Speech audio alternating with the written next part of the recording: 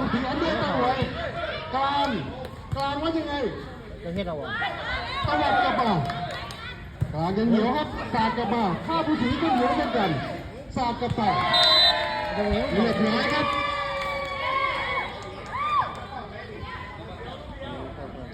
24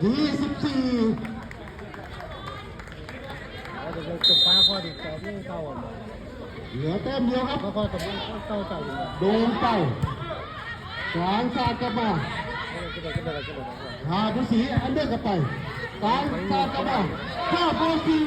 กลางข้าผู้สีโอ้กลางกลางยังไงกลางยังเหนียวโต้กลับมาข้าผู้สีไม่ยอมครับข้าผู้สีไม่ยอมตีกลับไปกลางยังได้กลับมาเรียบร้อยครับเด็กนี้ครับข้าผู้สีชนะไปด้วยสกอร์25-14ครับ